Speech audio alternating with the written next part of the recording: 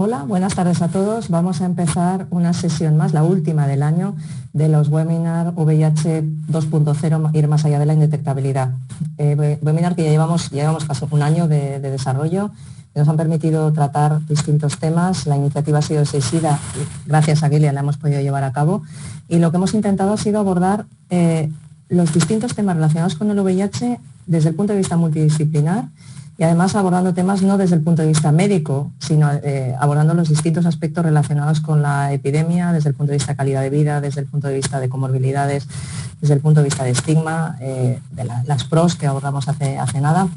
Y hoy vamos a hablar de un aspecto fundamental que son las estrategias de respuesta al VIH. La verdad es que desde el punto de vista médico tenemos tratamientos excelentes que nos permiten controlar perfectamente la enfermedad, pero hay muchos aspectos en los que seguimos fallando, y es que aunque el tratamiento permite evitar la transmisión, desde luego seguimos teniendo problemas de diagnóstico y problemas de abordaje de la pandemia o de la epidemia de VIH en escenarios que, incluso en nuestro escenario, en el que realmente es fácil poder acceder a las pruebas y hay un acceso al tratamiento antirretroviral gratuito. Hoy va a ser una sesión diferente de las anteriores. Vamos a contar con 3 ponentes de excepción y vamos a abordar la parte de estrategias de respuesta al VIH en distintos escenarios, todos ellos complementarios y sin los cuales realmente no podríamos hablar de estrategias. Por un lado, vamos a tener a César Antonio Núñez Zúñiga, que ha sido durante muchos años director regional de ONU-SIDA para Iberoamérica y el Caribe, o Latinoamérica y el Caribe, que ahora está en Nueva York y está de representante de ONU-SIDA para la ONU, y que nos va a hablar de la estrategia mundial contra el SIDA y la declaración política del 2021, abordando las desigualdades y cerrando las brechas. Como veis, un tema potente y del que podemos aprender mucho. Después vamos a ir a nuestro entorno, a nuestro Plan Nacional sobre el SIDA, y ahí contamos con Julia del Amo, a la que todos conocéis y que creo que no vale la pena presentar porque ya sabemos, todos estamos encantados de que esté ella en el Plan de SIDA, porque desde que está, la verdad es que ha adquirido un protagonismo importante y ha sabido responder a las necesidades, tanto desde el punto de vista clínico como desde el punto de vista comunitario y global en cuanto a respuesta a la epidemia de VIH. Ella nos va a hablar de las estrategias que se están desarrollando, se han programado a nivel nacional. Y después, por último, vamos a ir al nivel comunitario. Y es que ya hace varios años del Día Mundial del SIDA, la estrategia de la OMS fue abordar o llegar al ámbito comunitario, porque sin el ámbito comunitario, desde luego, no sería posible desarrollar ninguna estrategia, ya que los hospitales y primaria llega hasta el sitio donde llega, pero los pares son otra historia y las ONGs comprometidas pues llegan a donde tienen que llegar y responden a una serie de problemas y de necesidades a las que el sistema sanitario estándar es imposible que llegue. Y para ahí tenemos a alguien tremendamente importante. Tenemos a Ramón Espacio. A Ramón lo conocéis, ha estado trabajando en este tema desde hace muchos años y bueno, nos va a abordar el tema del Objetivo 2030, una visión comunitaria. José Manuel me dice que Ramón es el secretario general de CESIDA. Bueno, pues yo creo que por mi parte no voy a decir nada más porque el protagonismo lo tienen que tener los ponentes. Va a empezar primero César Antonio, que nos va a hablar la visión de ONU-SIDA, después Julia, que nos va a hablar de lo que está haciendo el plan, y después Ramón, que nos va a hablar de la visión comunitaria. A los ponentes muchas gracias, y César, cuando quieras. Muchísimas gracias, Pepa, por la presentación y ante todo un agradecimiento de parte de ONU-SIDA por la gentil invitación a este webinar. En ONU-SIDA nos congratulamos por el trabajo que llevamos a través de los años como Ministerio de Sanidad de España, y personalmente me honra participar en la iniciativa de SEISIDA, de quienes conozco desde hace muchos años. Quiero decirles que la estrategia mundial de la cual voy a hablar hoy es justamente eso, una nueva oportunidad para ponernos al día en cómo vamos a responder al VIH en los próximos 5 años. Y la verdad que la COVID nos ha venido a desviar un poco de la ruta. Es una estrategia que refleja la mejor recopilación de evidencias, recomendaciones y ambición recopilada en 40 años de historia de la pandemia de SIDA y en 25 años de historia de la ONU-SIDA. Si bien es cierto, fue desarrollada por ONU-SIDA plenamente de nuestro mandato con ECOSOC, es realmente una estrategia mucho más amplia, como iremos a ver más adelante. Los que deseen pueden bajarla de la página web de ONU-SIDA y ahí van a poder explorar cada uno de los capítulos que contiene. Quiero darles, ante todo, el discurso del elevador o el discurso de un minuto, ¿verdad? Antes de entrar en los detalles de la descripción. Pues podemos decir que la estrategia mundial pretende reducir las desigualdades que fomentan la epidemia del SIDA y pone a las personas en el centro para involucrar al mundo a acabar con el SIDA. Esa es una de las maneras de colocarlo. La estrategia se nutre de décadas de experiencia y evidencia que demuestran la interseccionalidad de las desigualdades sociales que impiden el avance hasta el fin del SIDA, y finalmente dispone de un marco de acción que consideramos es transformador para reducir estas desigualdades. Esa lente de desigualdades la vamos a ir viendo a lo largo y ancho de la presentación de la estrategia. Esta es una gráfica que pretende resumir o está diseñada para mostrar que la estrategia debe ser vista como un paquete. Sus distintos componentes, prioridades, áreas de resultados, tienen igual importancia y se refuerzan mutuamente. Este marco que tienen ustedes enfrente muestra todos los componentes y cómo todo se combina. La estrategia está guiada y contribuye a 10 objetivos de desarrollo sostenible y a la visión de 3 ceros que ustedes conocen. La estrategia, por supuesto, pretende lograr que el mundo, que todos los países y todas las comunidades se encaminen hacia la erradicación del SIDA como una amenaza para la salud pública en el 2030. No voy a entrar en los detalles o los vínculos de la estrategia con los ODS, pero ustedes los pueden visitar en la tabla 1 de la misma. Y la estrategia se centra en 3 prioridades mismas, interdependientes cada una, con un conjunto de áreas de resultados.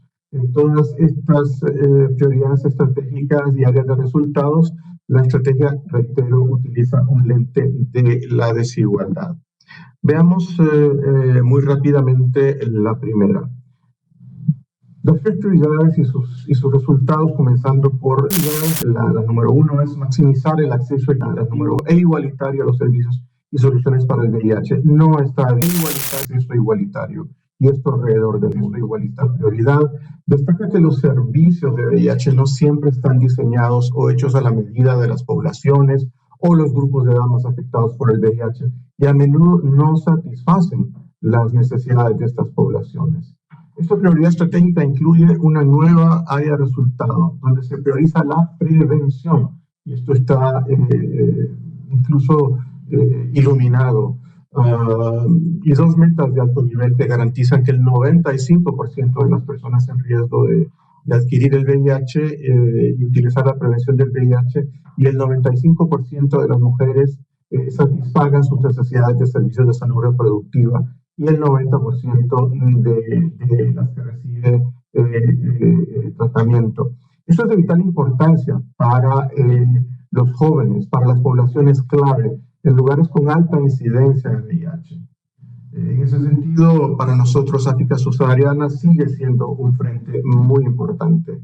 En el anexo 1 de la estrategia ustedes podrán encontrar en detalle las metas y compromisos de una manera más desglosada. La segunda área dentro de la estrategia 1, de la prioridad estratégica 1, presenta la gama de servicios en la cascada de VIH, con 95% en todas las subpoblaciones, grupos de edad y entornos, y el 90% correspondiente a las personas viviendo con VIH para recibir tratamiento preventivo para la tuberculosis. Quiero hacer énfasis en particular acá, como en las metas 90-90-90 que hemos tenido para 2020, hablábamos de, quizás de una manera mucho más general, un 90% que a veces ocultaba las realidades de las provincias o las subpoblaciones. En este caso, cuando hablamos del 95-95-95, nos referimos a que debe ser el 95% en cada una de las subpoblaciones y el 95% en cada una de las áreas geográficas de un país dado. Tenemos una tercera área en esta prioridad estratégica 1 que se centra en una de las disparidades más evidentes en la respuesta al VIH, la limitada respuesta a las necesidades de los niños que viven con VIH o que corren el riesgo de contraerlo. Da prioridad a una programación más inteligente para poner fin a la transmisión vertical. Después de tantos años y hemos dicho que la prevención de la transmisión vertical debía ser un hecho alrededor del mundo, apenas hace una semana o dos, el primer país africano fue certificado por la OMS, UNICEF y ONU-SIDA por haber mostrado la eliminación de la transmisión vertical en ese país. Eso es muy poco y creemos que debemos tener muchos más países con esta certificación. Vamos a la prioridad estratégica número 2. Vamos a ver si avanzó. No. Ahí está. En este caso estamos hablando de romper barreras para lograr resultados con el VIH. Esta prioridad estratégica tiene como objetivo derribar las barreras para lograr resultados relacionados con el VIH y abordar específicamente los efectos de la criminalización, el estigma, la discriminación, las desigualdades de género, la violencia de género y otras violaciones de los derechos humanos en el contexto del VIH. Aquí tenemos 4 áreas de resultados. Aquí tenemos, por ejemplo, el apoyo a las respuestas dirigidas por la comunidad. Muy importante ese papel de la comunidad, que incluso hemos tenido que subrayar y recordar ahora que hemos estado trabajando en acciones o estrategias para respuesta a la COVID. Ese involucramiento de la comunidad nosotros lo subrayamos en este punto de la estrategia. En el área de respuesta 5, derechos humanos, estigma y discriminación, decía poblaciones clave, y aquí son de vital importancia las metas 10-10-10, según las cuales para 2025 menos del 10% de los países tendrían entornos legales y políticos punitivos, menos del 10% de las personas que viven con VIH y las poblaciones clave experimentan estigma y discriminación, y el tercero, menos del 10% de las mujeres, niñas, personas con VIH y poblaciones clave experimentan desigualdad de género y violencia. Obviamente el monitoreo, el seguimiento, la verificación de todas estas áreas de resultados será muy importante. Estos son objetivos de importancia crítica que, según se ha demostrado en el modelaje matemático, son esenciales para lograr acabar con el SIDA en 2025. Vámonos a la siguiente, la número 3.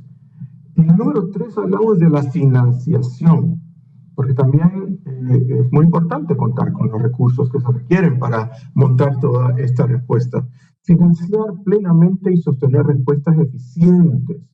Entre ellos, el área 8, que para garantizar la respuesta al VIH con todos los recursos y la financiación plena, con necesidades de recursos anuales que van hasta los $28.500 millones. Esto en inglés se lee billions, ¿verdad? Con B, $28.500 millones para 2025. El área 9 se centra en cómo integrar el VIH en los sistemas de salud y protección social, y el objetivo de garantizar que el 45% de las personas que viven con VIH en riesgo o afectadas tengan acceso a uno o más beneficios de protección social. Y el área 10 tiene como objetivo garantizar que las respuestas al VIH protejan a las personas afectadas en entornos humanitarios. Y tenemos mucho de esto en los últimos años alrededor del mundo. Una migración muy amplia, entornos humanitarios alrededor del mundo, y en ese sentido consideramos importante que se incluyera aquí mismo. Más allá de las prioridades estratégicas, se van a encontrar ustedes que la estrategia mundial cuenta con 5 temas transversales. Esto es algo nuevo, no lo tenía la estrategia anterior. Un tema transversal importante es liderazgo. Una apropiación nacional. Necesitamos que el VIH vuelva a estar en la agenda prioritaria de los gobiernos. Me preguntaban el otro día, ¿y cómo uno detecta liderazgo o compromiso político? Bueno, un compromiso político nuevamente que traiga presupuestos. De otra manera, se queda en retórica. Número 2, alianzas, multisectorialidad y colaboración, algo de lo que hemos hablado alrededor de los años con el tema del VIH, y aquí sumamos a los socios mundiales, como el Fondo Mundial, PEPFAR, el Programa de los Estados Unidos, UNITAID, Stop TB, el Medicines Patent Pool, y una lista más larga de socios, ¿no?, que deben participar en la respuesta a nivel mundial. El tercer tema transversal, datos, ciencia, investigación e innovación para orientar la respuesta al VIH, a fin de identificar cómo y por qué la respuesta al VIH está funcionando para algunos, pero fallando para otros. Porque en el informe más reciente que publicamos ahora a inicios de diciembre, por el Día Mundial del SIDA, vemos que hay disparidad. Puede ser que se apliquen en ocasiones intervenciones conocidas como eficaces, pero no están teniendo el mismo resultado en distintos sitios. Por eso los datos, particularmente si son a nivel provincial o subpoblacional o granular, como se dice ahora en inglés, serán necesarios. Número 4, estigma, discriminación, derechos humanos e igualdad de género, para asegurar que los derechos humanos y el enfoque de género se reflejen en todas las áreas de la estrategia como elementos esenciales para crear entornos propicios para respuestas satisfactorias. Y número 5, muy importante, ciudades, los gobiernos locales, ciudades, urbanización, asentamientos humanos, donde estos gobiernos locales, las ciudades, representan una proporción grande y creciente de la carga nacional del VIH y también aprovechan el impulso de la iniciativa Fast Track Cities, o sea, ciudades Fast Track, ciudades que están acelerando la respuesta. Yo les puedo decir que, bueno, en mi experiencia en América Latina hay una capital de un país donde el 80% de todo el reporte de casos de SIDA está en la capital. Entonces, por supuesto que hay que cubrir las provincias, pero debe hacerse un esfuerzo concentrado justamente ahí donde están surgiendo los nuevos casos. Debo subrayar que el documento, la estrategia que ustedes pueden leer, trae perfiles para 7 regiones del mundo que analiza por separado y donde ustedes pueden leer con atención cómo se muestra en el texto a través de una síntesis crítica del Estado, las prioridades estratégicas y las acciones prioritarias dirigidas a cada región. El programa conjunto, ONU-SIDA, pues tiene un capítulo actualizado, la estrategia sobre nosotros, que destaca un nuevo y audaz llamado a la acción para que avancemos en nuestro papel de liderazgo en la respuesta global. Y describe cómo ONU-SIDA se basará en sus fortalezas y agudizará las acciones en 3 áreas: liderazgo, bienes públicos globales y países y comunidades, y también se asociará con gobiernos y comunidades para reducir las desigualdades.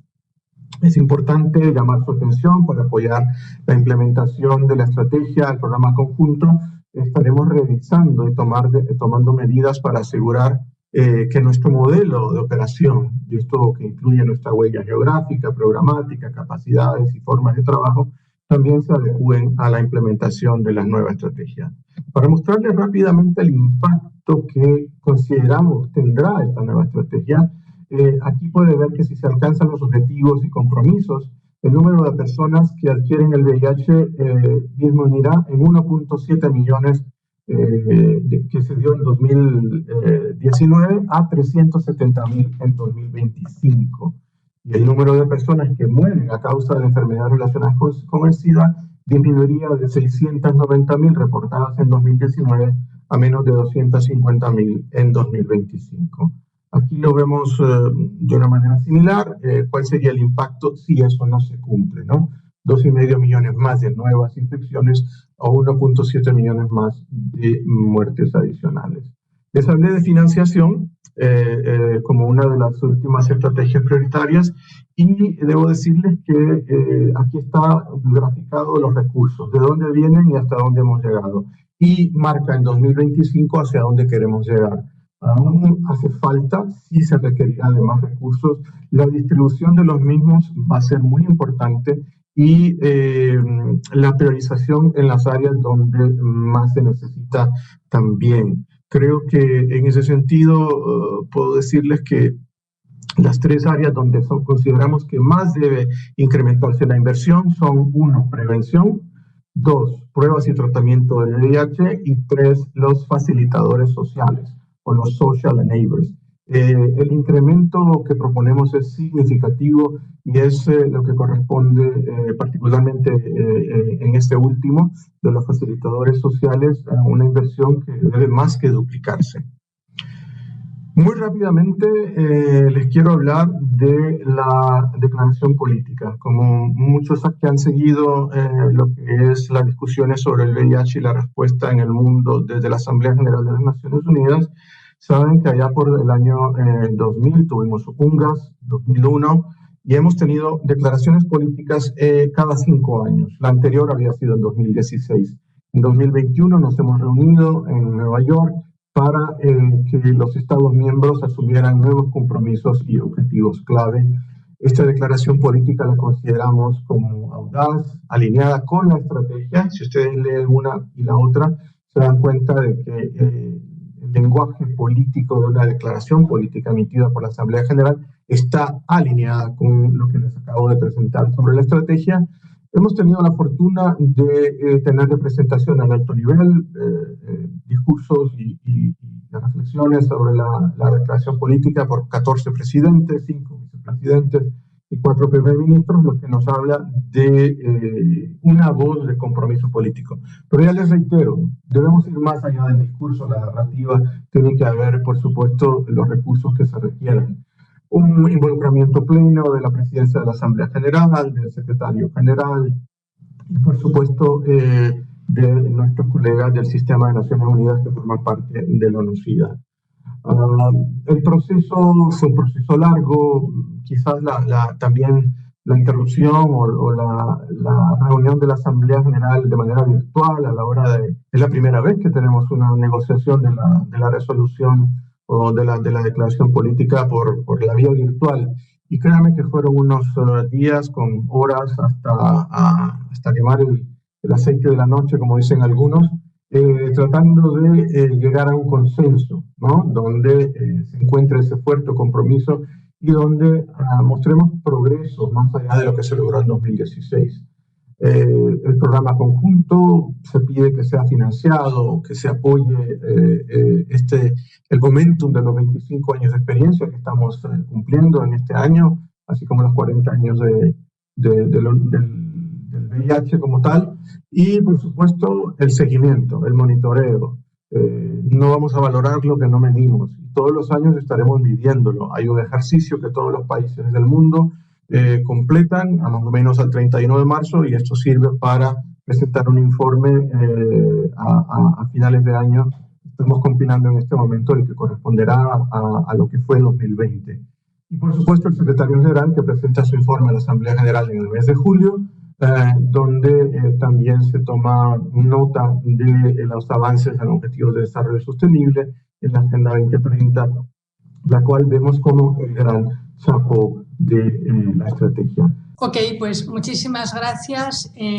Muchas gracias, Pepa, muchas gracias a Seychida, y ha sido un placer escuchar a César y a ONU-SIDA, porque a nosotros nos inspira muchísimo la declaración política de ONU-SIDA en junio de 2021. Vivimos de manera muy intensa esos días. La ministra de Sanidad, Carolina Darias, participó en las sesiones, y bueno, en esas sesiones en la delegación española participó Seychida, participó el COAC, Ramón Espacio, que era el presidente del COAC en ese momento, así que muchos de los que estamos aquí esta tarde, César, estuvimos siguiendo, y como bien has descrito, la audacia de esa declaración política, y estamos de acuerdo en que necesitamos esa audacia y que no podemos frenar nuestra ambición. Así que ha sido un gusto escucharte y recordar los meses de verano.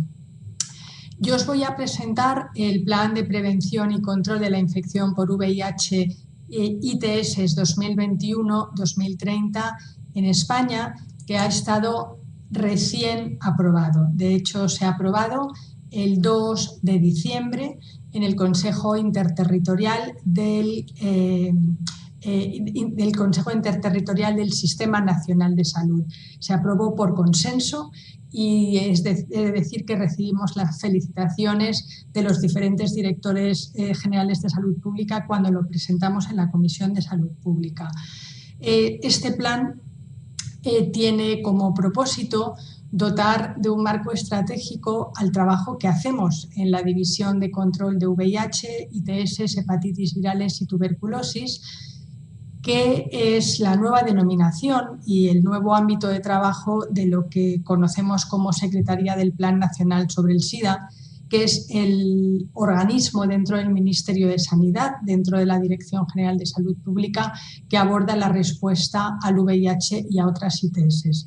Siguiendo la inspiración de ONU-SIDA, de la Organización Mundial de la Salud, de la iniciativa Fast Track Cities que ha mencionado César, nosotros en España hemos integrado todas las respuestas VIH, infecciones de transmisión sexual, hepatitis virales y tuberculosis. Llevábamos trabajando de manera integrada y estábamos trabajando de facto como tal, pero en el mes de octubre se publicó un nuevo Real Decreto de estructura del Ministerio de Sanidad, donde nos otorga este mandato por medio de un boletín oficial del Estado, que lógicamente nos da esa capacidad, esa legitimidad y esa responsabilidad de abordar esa respuesta. En ese marco trabajamos durante el año 2020 y 2021 para tener este nuevo plan estratégico. Y digo durante 2020 porque es cuando nos hubiera gustado tener listo este plan estratégico, que tendría que haber empezado en 2021. Pero yo creo que todos somos conscientes de las dificultades que hemos tenido en el contexto de la pandemia por la COVID-19, que nos ha retrasado el poder incorporar todo el feedback y todas las contribuciones de cada uno de vosotros. Sin embargo, bueno, siempre hay que hacer de la necesidad virtud, y el ir tarde lo que nos permitió fue inspirarnos en la declaración política de ONUSIDA y asegurarnos que nuestro plan estratégico, que por primera vez tiene como horizonte temporal el año 2030, incorporaba todas las recomendaciones, la visión, la inspiración y, repito, la audacia que nos proponía ONUSIDA en su declaración política. Por eso, pues es realmente muy emocionante haber podido trabajar en un plan que por primera vez aspira a la eliminación del VIH como problema de salud pública para el año 2030. Y esto pues es lógicamente algo que nos aúna a todos, y el plan, como comentaré más adelante, tiene esa ambición integrada de la eliminación del VIH y de las infecciones de transmisión sexual. Este plan es lógicamente la continuidad de planes previos, es el quinto plan que se presenta en nuestro país, y nosotros durante el año 2020 estuvimos trabajando en una evaluación del plan previo, que había sido prorrogado hasta el año 2019, y en este sentido yo quiero agradecer a Inma Gisbert, que es la consultora que nos ayudó a la evaluación de este plan y que lógicamente nos ha ayudado mucho a estar donde estamos hoy aquí. Ya os he comentado que hemos tenido las dificultades derivadas de estar gestando un plan estratégico de eliminación en un contexto de recursos muy limitados por la pandemia, por la COVID-19, y además en el momento en el que queríamos ser lo más ambicioso que podíamos ser, porque estamos en un escenario de eliminación y porque además éramos muy conscientes que teníamos que integrar la prevención y el control de las otras infecciones de transmisión sexual, que nunca han tenido acciones diferenciadas dentro de los planes estratégicos de prevención del VIH previos. Más allá de poner prevención del VIH barra y otras ITS, no había una visión integrada. Y este plan, por primera vez, recoge la prevención de las otras infecciones de transmisión sexual, lógicamente enmarcado en un plan ambicioso del VIH, pero que, como podéis ver, porque ya está disponible en la página web, recoge acciones diferenciadas para las infecciones de transmisión sexual que no siempre se solapan en las poblaciones que tienen un elevado riesgo para el VIH. Los principios rectores del Plan Estratégico 2021-2030 son la cobertura universal de la salud, que sabéis que se recupera en el año 2018 con un nuevo marco normativo que garantiza la atención a todas las personas, incluyendo las personas inmigrantes que no tienen una situación regularizada en nuestro país, y esto es algo que sabemos que hay dificultades para su cumplimiento en algunos territorios del país para algunas poblaciones en los que lógicamente tenemos que trabajar, y en ámbito en el que SEISIDA está haciendo un trabajo, como siempre, extraordinario. El principio rector de la equidad, y aquí recojo las palabras de César y la visión y la inspiración de ONUSIDA, denunciando cómo la COVID-19 ha aumentado esta brecha de inequidad en salud en todo el mundo. En ese sentido, somos muy conscientes de que eso también ha sucedido en nuestro país, también ha sucedido en España, y los aspectos de cobertura universal en salud y equidad están muy presentes. La apropiación y la coordinación. Yo aquí, de nuevo, darle las gracias de nuevo a ONUSIDA por esta visión, porque claramente todos sus social enablers, los objetivos 10-10-10, todos estos elementos de apropiación y coordinación con todos los sectores, pero sobre todo con el sector comunitario, son fundamentales, y lógicamente la complementariedad.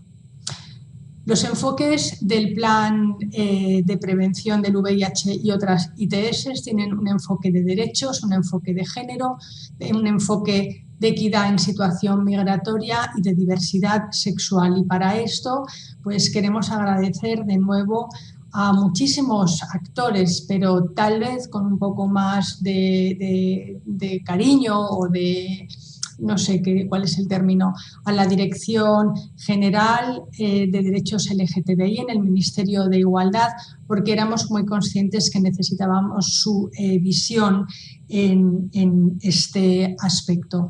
Lógicamente, el enfoque de los determinantes sociales de la salud era algo que estaba muy presente y, de nuevo, auspiciado por la visión de ONUSIDA, nosotros claramente lo integramos. Y, de nuevo, el enfoque de la participación comunitaria y de las acciones basadas en la evidencia científica y en la innovación. De hecho, nosotros, desde la actual división de prevención de VIH, ITS, hepatitis y tuberculosis, llevábamos trabajando ya con una fuerte comunicación con el tercer sector. El Consejo Asesor de ONGs, el que llamamos COAC, es un órgano fundamental en nuestra gobernanza con quien trabajamos de forma coordinada y trabajamos, yo creo que de una manera extraordinaria. Yo, desde luego, lo encuentro muy positivo.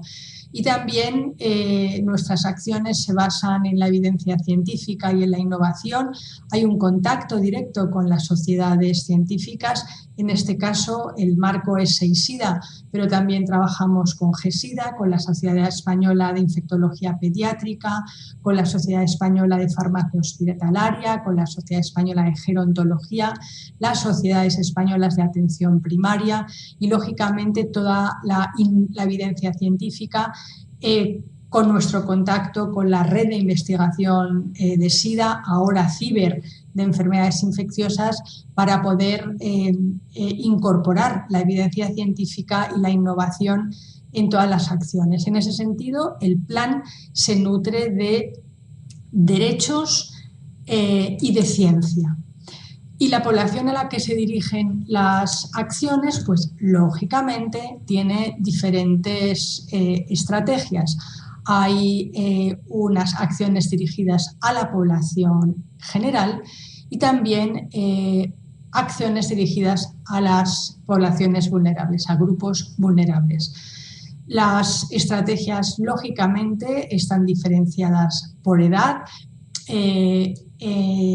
Lógicamente, las acciones tienen que ser apropiadas a la edad de la población a la que nos referimos, infanto-juvenil, adolescentes, adultas y poblaciones ya más mayores, tanto población que está envejeciendo con el VIH como población mayor a riesgo de infección por VIH, porque no es anecdótico el que existan personas de más de 50 años que se están infectando por el VIH a partir de una determinada edad. Es una población invisibilizada que somos muy conscientes que tenemos que recoger. Y acciones dirigidas a mujeres. Somos muy conscientes que en España la epidemia está altamente masculinizada.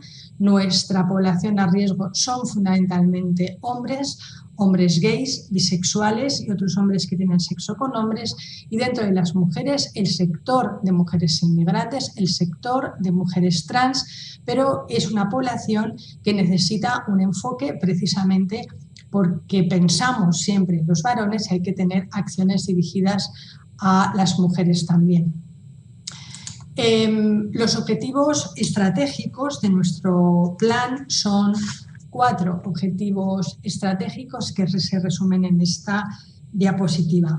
Un objetivo de prevención combinada de VIH y de otras ITS, un objetivo de diagnóstico precoz del VIH y de otras ITS, un objetivo de promoción del tratamiento temprano del VIH y de otras ITS y de manejo de la cronicidad del VIH, y un objetivo para mejorar la calidad de vida de las personas con VIH y con otras ITS. Y transversal a todos ellos, transversal porque es un objetivo que no puede singularizarse, es la respuesta frente a la discriminación y frente al estigma. Que está recogido en el Pacto Social por la no discriminación y por la igualdad de trato que aprobamos en noviembre del año 2018 y que recogemos también en este plan estratégico. Dentro del primer objetivo estratégico de prevención combinada de VIH y de otras ITS, trabajamos para un abordaje de la salud sexual de manera integrada y con un enfoque positivo, con una promoción del uso del preservativo masculino y femenino y una promoción del uso de lubricantes. Además, para aquellas poblaciones que tienen un riesgo elevado de adquisición del VIH, proponemos la incorporación de la profilaxis preexposición para los grupos que se contemplan y que recientemente, como sabéis, a partir del 1 de diciembre se han ampliado los criterios de profilaxis preexposición de financiación pública en nuestro país, y para ello tenemos un sistema de información, el SIPREP, que es un sistema que nos va a permitir monitorizar la implementación de esta intervención sanitaria. Y también la promoción de la profilaxis postexposición en aquellas situaciones donde se precise. En el marco de la prevención combinada, destacar que además de las estrategias generales para población general, somos muy conscientes de la necesidad del abordaje para las poblaciones de más difícil acceso, de las poblaciones con un elevado riesgo de VIH y de otras ITS, con el abordaje integral del Chemsex. Para eso hay un documento de trabajo que vamos a seguir impulsando desde el Plan Nacional sobre el SIDA.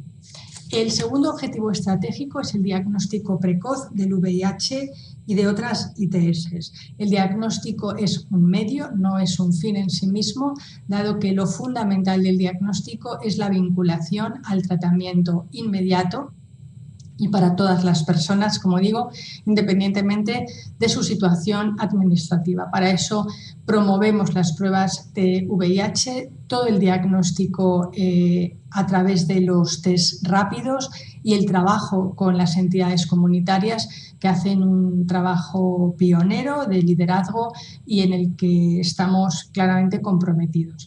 Ahí estamos intentando proponer innovación tecnológica y aprender de las lecciones que nos han enseñado la pandemia por COVID-19 para mejorar sobre los aspectos de diagnóstico precoz y la vinculación, como digo, al tratamiento inmediato.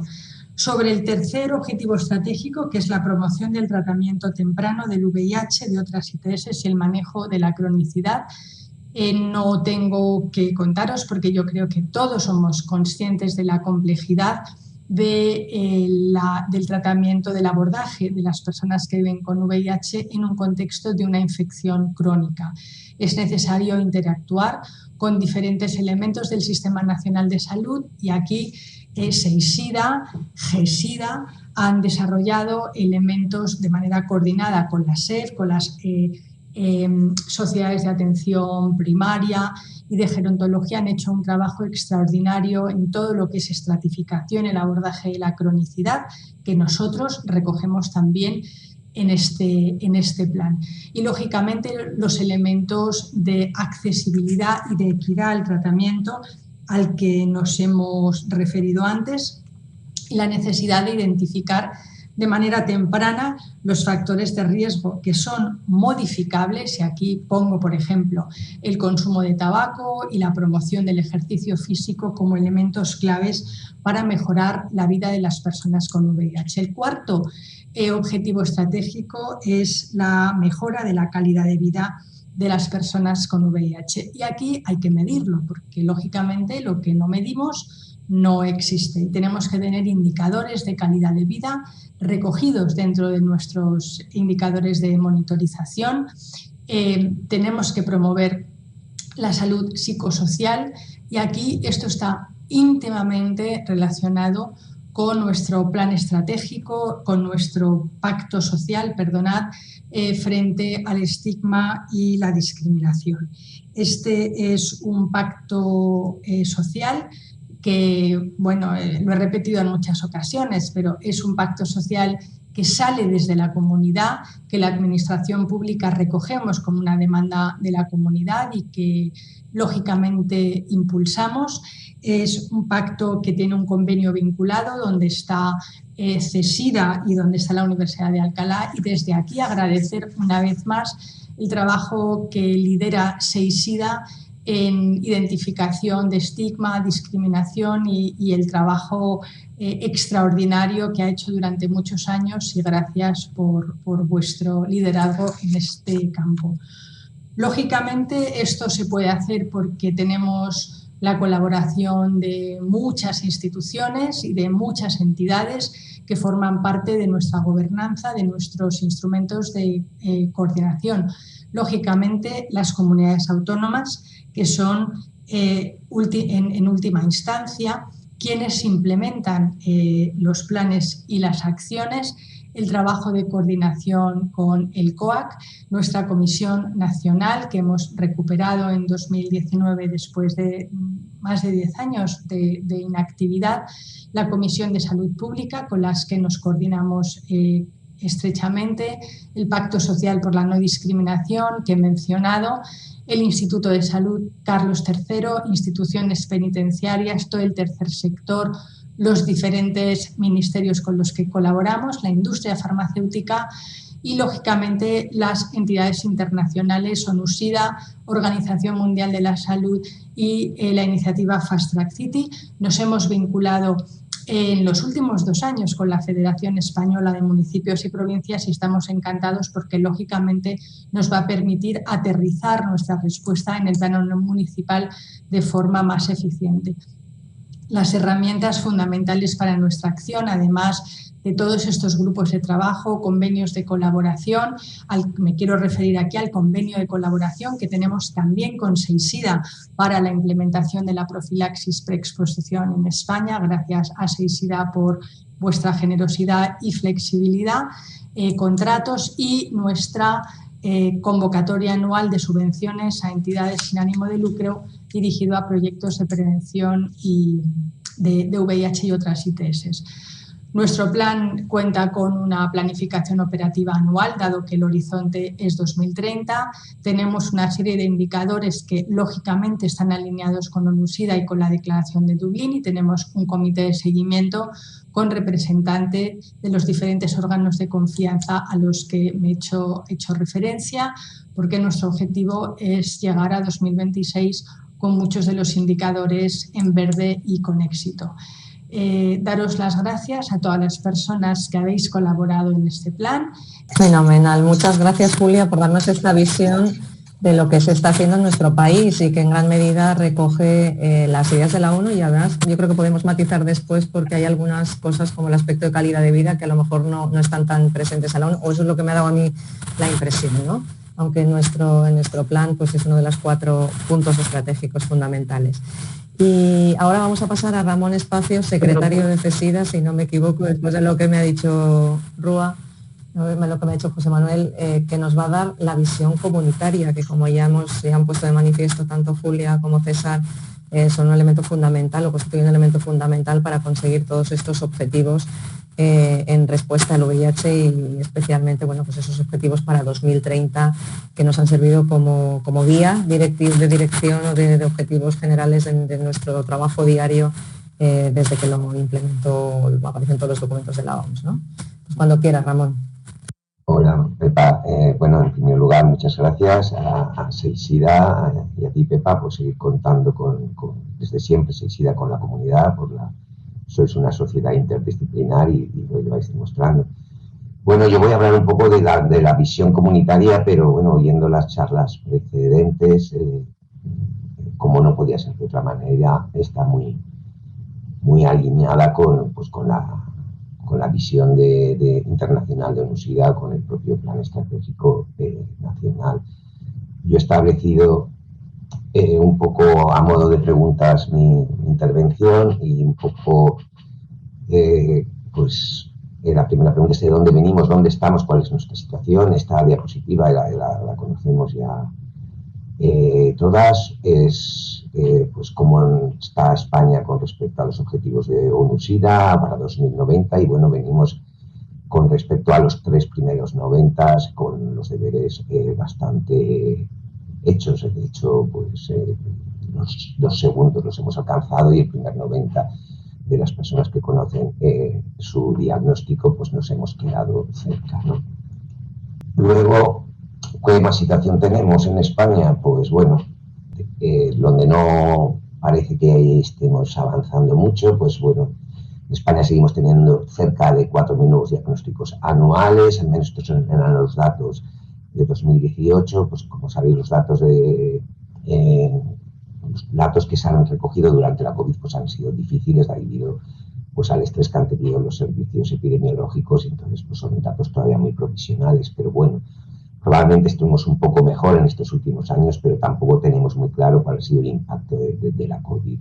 Seguimos teniendo una tasa alta de diagnóstico tardío, superior al 45%, la procedencia de los nuevos diagnósticos, pues personas de terceros países es superior al 30%, muchos de ellos lo habrán podido adquirir en España y muchos de ellos pues lo traen de su país de origen.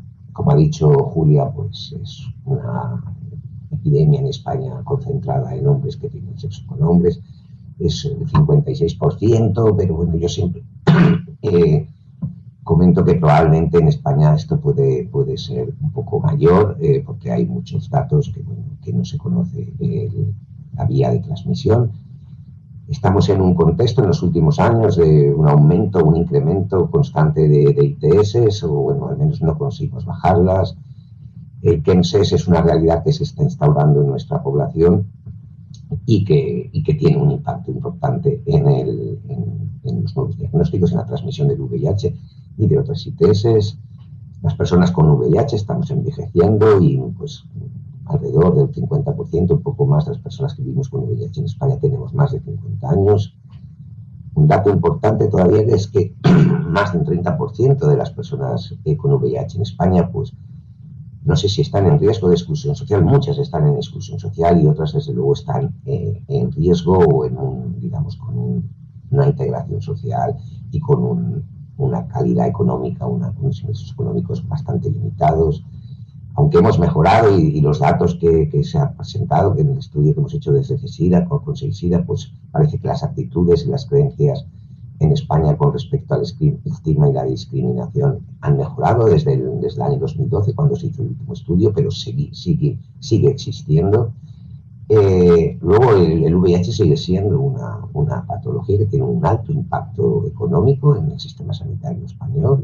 Alrededor del 8% del gasto farmacéutico en España está dedicado a VIH y bueno, yo no tengo el dato concreto, pero haciendo así un poco cuentas, pues alrededor de casi un 1% del gasto del sistema sanitario en España probablemente se esté dedicando al VIH.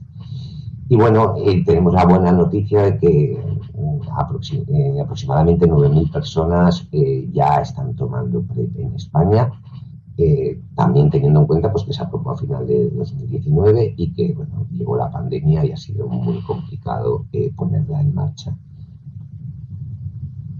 Todos sabemos cuál es nuestro objetivo del plan estratégico del Plan Nacional, bueno, la división, perdón. Todavía no nos hemos acostumbrado al nuevo nombre y muy alineado con los objetivos de SIDA. Tenemos 2025 está cerca y bueno, tenemos que intentar lograr poner fin al VIH como problema de salud pública para 2030, lo que implica una muy alta reducción en el número de nuevos diagnósticos en nuestro entorno. Yo cuando preparaba esto pues me preguntaba si realmente esto se puede lograr en este contexto, ¿no? Y aquí, bueno, yo me he fijado un poco en datos de países de nuestro entorno donde parece que las cosas han ido mejorando en los últimos años. No voy a entrar a explicar estas diapositivas, creo que las conocéis, pero bueno, tenemos el caso de San Francisco o tenemos el caso de Reino Unido, donde básicamente yo creo que desde una intervención muy comunitaria, con centros comunitarios dirigidos por el tercer sector o no, pero con una base comunitaria importante, pues estamos viendo sobre todo en poblaciones claves y en el grupo más importante que tenemos también en nuestro país, que es los hombres que tienen sexo con hombres, reducciones importantes en el número de nuevos diagnósticos, de nuevas infecciones. Incluso en Inglaterra, pues estos datos son de 2017, si no me equivoco, y incluso antes de ver el impacto que ha podido tener una generalización o un aumento del uso de la PrEP, pues las estrategias de tratar y de testar y tratar parece que funcionan. Esto también es pues un referente para todo el mundo comunitario, que son los datos de la clínica de Dean Street de Londres, donde vemos que bueno, pues su tasa de diagnóstico baja impresionantemente hasta el año 2017, simplemente pues tratando y testando habitualmente a personas en riesgo, ¿no? Otro ejemplo que a mí me inspira es lo que está pasando también pues, en Australia, donde se ha habido en 2018, que bueno, ya sabemos que los datos hasta 2020 pues, son difíciles de evaluar por el impacto de la COVID, pero bueno, pues una reducción de un 23% de nuevas infecciones. Y bueno, un país que tiene 20 millones aproximadamente de habitantes, tenemos a cerca de 45.000 personas tomando PrEP, y esto creemos que, bueno, que son buenas prácticas, que son buenos ejemplos donde mirar para intentar implementar un plan estratégico en España y avanzar en el objetivo de 2030, ¿no? ¿Cómo podemos lograrlo? Yo creo que aporto un poco con respecto a los ponentes anteriores, a Julia y a César, con los que por cierto es un honor compartir hoy la mesa. Básicamente lo que tenemos que hacer, o lo que yo creo que se debería hacer desde la comunidad pensamos, es aumentar la inversión, porque como ha dicho César, podemos hacer planes maravillosos, firmar muchos documentos, hacernos muchas fotos, pero si no invertimos es difícil ponerlos en marcha, ¿no? Y tenemos que optimizar, aparte de invertir más, es optimizar los recursos y coordinar mejor los recursos. E insistir en que hay que focalizar nuestra atención a nivel geográfico, porque en España también, como en muchos países del mundo, pues el VIH es una epidemia básicamente urbana. Hay que centrarse en poblaciones clave y dirigir las acciones pues, a estas poblaciones. Necesitamos coordinar entre las administraciones autonómicas, locales, la administración central. Necesitamos seguir, como lo habéis dicho, pues la investigación, el papel de la industria a la hora pues, de seguir aportando innovación y de aportar innovación que sea asumible y que tenga unos precios asumibles para nuestro sistema nacional y que contribuya a la sostenibilidad. el papel de las sociedades científicas y por cierto, los profesionales. Y por último, pues la comunidad en la que estamos, las personas viviendo con VIH, que creemos que hemos sido un factor fundamental en la respuesta global al VIH. Y bueno, siguiendo los principios de la Declaración de Denver, pues nada para nosotros sin nosotros, y el papel de todo el tercer sector y de todas las ONGs que estamos trabajando. Y incidiendo más cómo podríamos reducir la incidencia y el diagnóstico tardío, pues es alineado con lo que habla el plan nacional, es seguir insistiendo en la prevención combinada. Tenemos que insistir en promover el diagnóstico y test rutinario en poblaciones que tienen prácticas de riesgo, y bueno, tenemos que convencer y facilitar que estas personas pues de forma rutinaria incorporen la prueba del VIH a su vida, ¿no? Tenemos que reducir las oportunidades perdidas de diagnóstico que por desgracia se siguen dando en nuestro sistema sanitario de salud. Esto básicamente yo creo que pasa por invertir en formación a aquellos profesionales pues, de otras especialidades de atención primaria, donde todavía personas que llegan con indicios de que pudiera tener VIH se pierden y nadie se acuerda de hacerles una prueba de VIH, a lo mejor porque no los asocian con poblaciones vulnerables o por falta de formación o de estrés del propio sistema. Como ha incidido Julia, tenemos que avanzar en nuevas y viejas estrategias de testing, como puede ser pues, las estrategias de outreach. Esto lo saben hacer muy bien las entidades comunitarias, acercar la prueba a aquellos lugares donde las personas no se acercan al sistema, en poblados, en Madrid, en saunas, en todos los programas que se llevan haciendo por muchas entidades. Esto hay que seguir apoyándolo. Y a lo mejor mejorar y avanzar en estrategias como el autosampling o el autotest a domicilio, que en España sabemos que desde la división y desde el Ministerio se está intentando avanzar por actualizar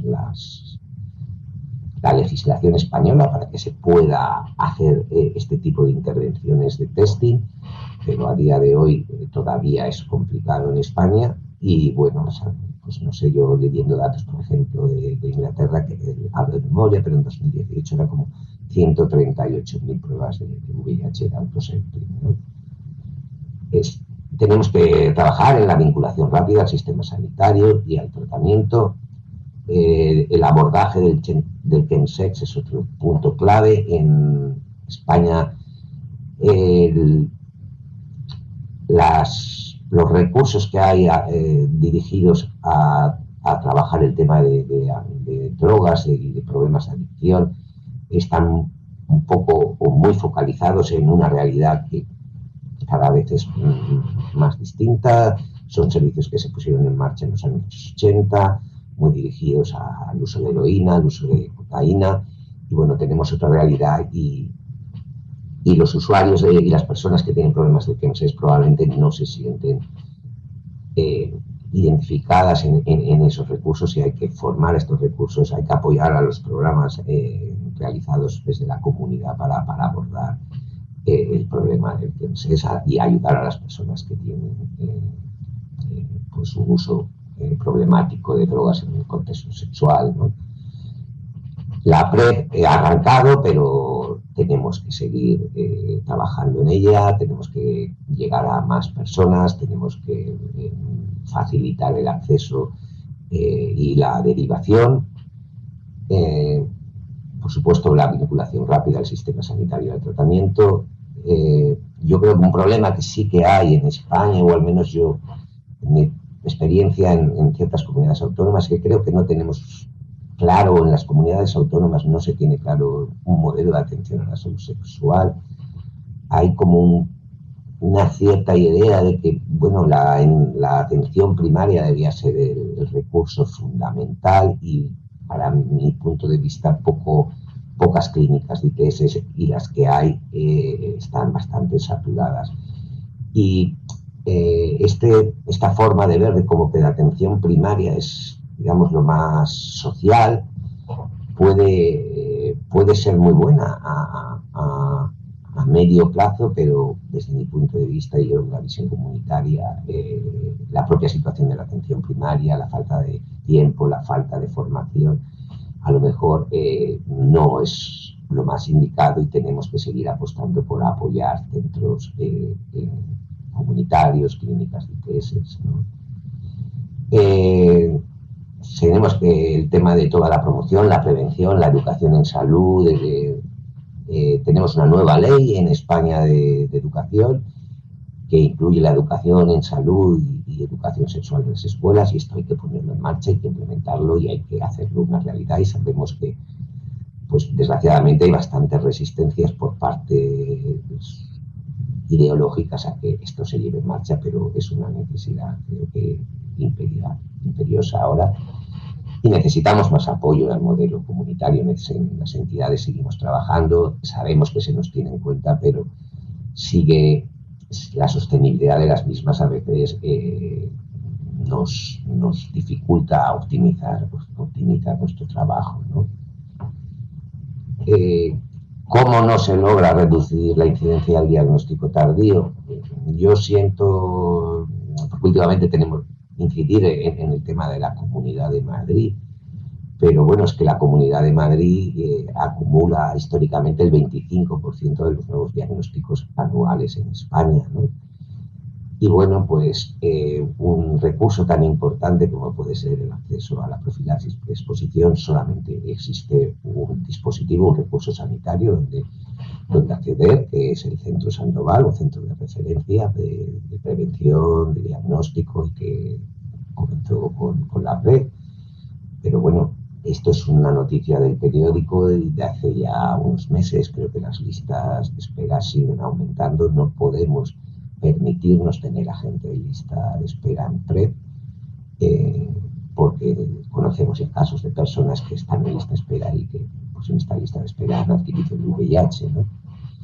Y luego, pues, recientemente también el tema del acceso y la vinculación rápida al tratamiento, con un 30% de personas con VIH que vienen de otros países, con un constante goteo de personas que vienen sobre todo de Venezuela, nuestro país, porque sabéis que hay un problema importantísimo de acceso a tratamientos, y la gente, aunque tenga allí la vida solucionada, no tiene tratamiento y se está viniendo a España, pues que de repente, por un cambio de un procedimiento administrativo, nos sigamos encontrando con personas con VIH que se les saca del sistema, que se les niega el tratamiento, o personas que acaban de llegar y que van a tardar 6 meses con suerte en acceder al tratamiento, es algo que no nos podemos permitir en una ciudad como Madrid, ¿no? Por esto se está tramitando una nueva ley en España, la Ley de Medidas para la Equidad, Universalidad y Cohesión del Sistema Nacional de Salud, que va a iniciar o está en trámite parlamentario, y necesitamos que esta ley recoja todas las demandas de la sociedad civil para que blinde la universalidad de la salud en este país, y no se den situaciones como esta. ¿Cómo podemos lograr mejorar la calidad de vida y reducir el estigma y la discriminación? Bueno, pues es un poco repetir lo que ha comentado Julia, porque insisto en que estamos completamente alineados con el Plan Nacional, ¿no? Que es, pues, desarrollar el modelo de atención a la cronicidad y desarrollar las acciones incluidas en el Pacto Social por la no discriminación y la igualdad de trato. Esto, pues, lleva, pues, medidas como la estratificación de pacientes. Hoy en día, pues, tenemos que atender a aquellas personas con polifarmacia, con cronicidad, con comorbilidades, y a lo mejor, pues, personas que no necesitan tanta atención, pues pueden ser atendidas con menor frecuencia, porque tenemos que optimizar los recursos, porque necesitamos profesionales y la gente llega hasta donde llega. Y necesitamos mejorar la coordinación entre distintos niveles asistenciales, que sigue fallando, facilitar la derivación. Como habéis insistido, necesitamos investigar en calidad de vida, medirla, la incorporación de las pruebas, de los formularios rellenados por las personas para saber cuáles son sus problemas.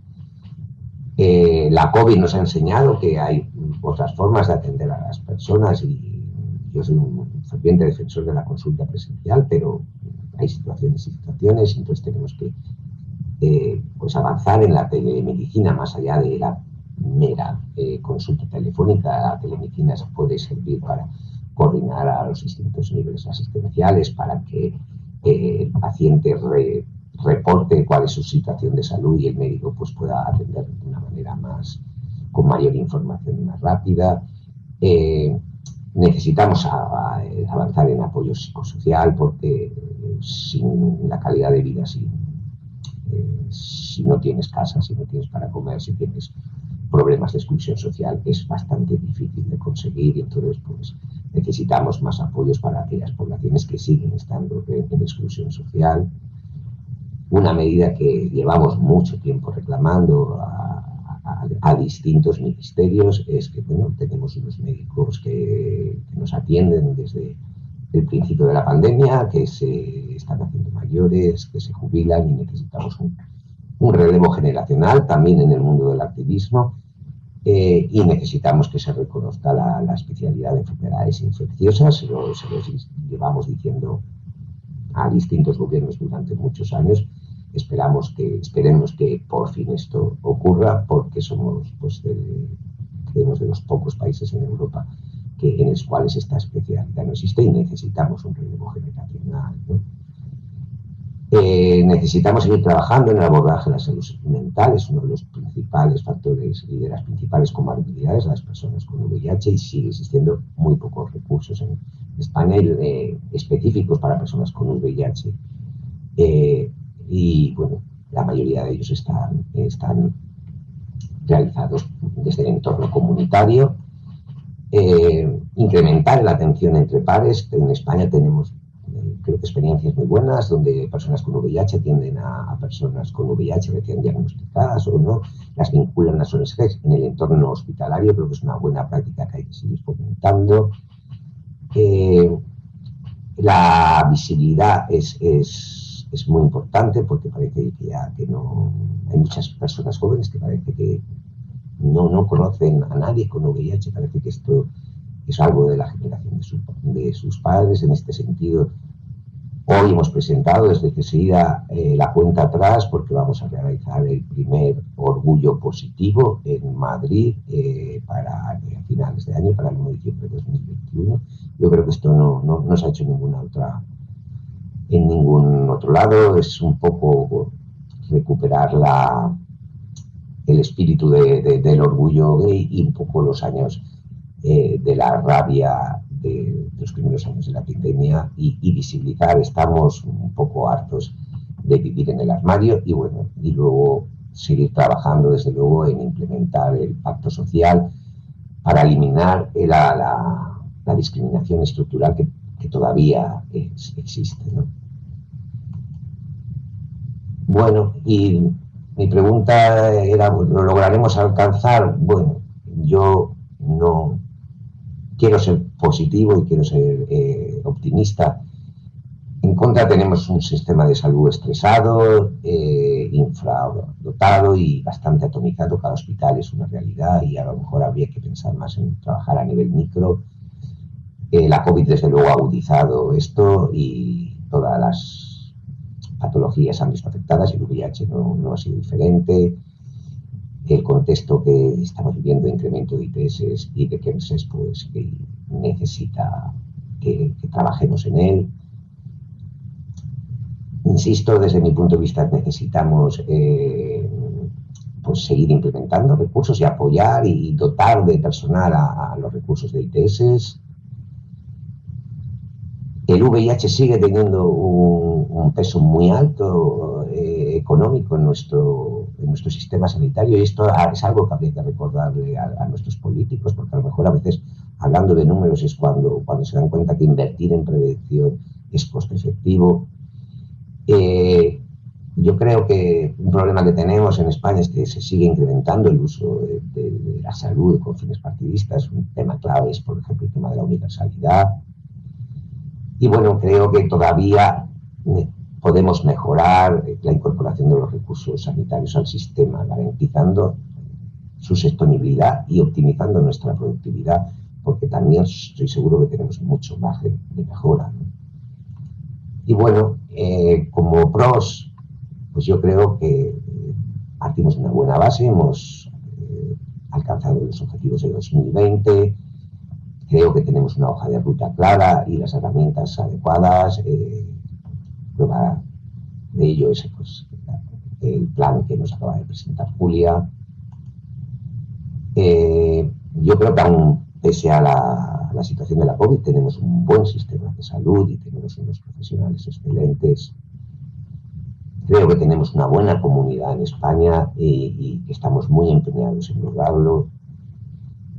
Existen iniciativas como las Fractive Cities y algunas administraciones locales empiezan a involucrarse más allá de la foto. Recientemente pues veía como una noticia donde el Ayuntamiento de Murcia iba a poner una clínica de ITS municipal, lo cual es una buena noticia porque en España, pues por desgracia, hemos tenido muchas ciudades Fast Track City que bueno, firmaron el documento, se hicieron la foto y ahí se quedó. También tenemos nosotros pues, parte de responsabilidad por no promoverlo. Disponemos de ejemplos de buenas prácticas en países de nuestro entorno. Existe una clara voluntad política en el gobierno central y yo creo que en la mayoría de comunidades autónomas. En definitiva, pues eso, sabemos lo que hay que hacer, sabemos cómo hay que hacerlo y lo que necesitamos básicamente es más recursos materiales y económicos, como decía César al principio de su intervención, y más profesionales de todos los ámbitos para optimizar los recursos y poner en marcha la hoja de ruta que tenemos. Nada, muchas gracias, este es nuestro horizonte y creo que entre todas podremos lograrlo. Os agradezco a los tres las excelentes presentaciones, la verdad es que ha sido fantástico, hemos vivido una tarde yo creo que muy interesante y agradezco, agradezco a Gilia del que nos haya permitido seguir con este proyecto, que os anuncio que continúa el año que viene y que nos permitirá abordar otros temas que también tienen interés, y a la parte, a Seisida por seguir patrocinando esto o en el empeño de desarrollar todos estos webinars, porque desde luego es una forma de seguir en contacto todos y de reflexionar sobre temas interesantes y que, de una forma virtual, que quizás es una cosa que permite llegar a más gente, aunque, la verdad es que a todos nos apetece más estar en directo y estar al lado unos de otros porque siempre facilita la discusión, pero esto permite llegar a más gente. Os recuerdo que, todos estos webinars van a estar colgados de la página web de Seisida y sobre todo para los que no han podido venir, pues se les puede comentar que pueden acceder a ellos, ¿no? Bueno, pues gracias a lo dicho, gracias a Seisida, gracias a Gilia, a los compañeros de SIMED, que son los que nos permiten, nos ayudan tanto con esta plataforma que nos permite desarrollar fácilmente todos estos webinars.